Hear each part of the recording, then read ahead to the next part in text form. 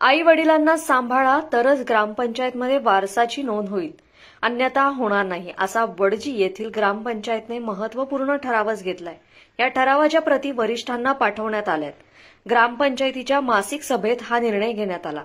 एवढंच नाही तर आई वडिलांना न सांभाळणाऱ्या मुलांच्या वारसासाठी भविष्यात ग्रामपंचायतकडून कुठलीच दखल घेतली जाणार नाही। त्यांना कोणत्याही प्रकारचा दाखला आणि सहीही देण्यात येणार नाही। जो मुलगा किंवा एकत्रित राहणारी मुलं आपल्या आई वडिलांचा सांभाळ करत नाही त्या मुलांना आई वडिलांच्या नावावरील संपत्तीचे वारसदार होता येणार नाही, असा ठराव एकमताने संमत करण्यात आलाय। नुकत्याच नोव्हेंबरमध्ये पार पडलेल्या आमच्या ग्रामपंचायतच्या ग्रामसभेत आम्ही एक ऐतिहासिक ठराव घेतला।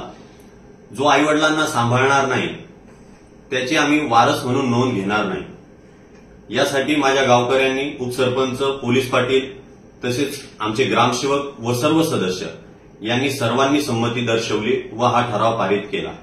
खरं तर सामाजिक संवेदना संपत चाललेल्या असताना धकाधकीच्या जीवनात आई वडील मुलांसाठी खूप काही करतात, पण अशा परिस्थितीत जेव्हा परतफेड करण्याची वेळ येते त्यावेळेस मुलं पाठ फिरवतात।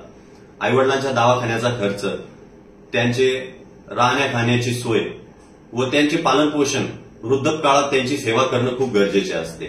पण याच वेळेत जर मुलांनी पाठ फिरवली तर त्यांनी करायचं काय, याच गोष्टीला तडा जावा म्हणून आम्ही हा निर्णय घेतलेला आहे। आई वडिलांकडे म्हातारपणी दुर्लक्ष करणाऱ्या मुलांच्या कृतीला यामुळे चाप बसणार आहे। त्यामुळे काही प्रमाणात का होईना वृद्धांना सन्मानाची वागणूक मिळणार आहे। तसंच जी मुले आई वडिलांचा सांभाळ करतात त्यांनाच वडिलांच्या मालमत्तेत वारसदार म्हणून हक्क मिळणार आहे। तशी वारसा नोंद केली जाणार आहे असं स्पष्ट करण्यात आलंय।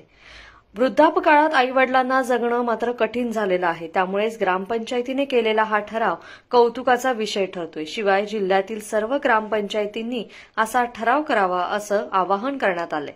लोकमतसाठी वाशिमहून रुपेश बाजड यांचा हा रिपोर्ट।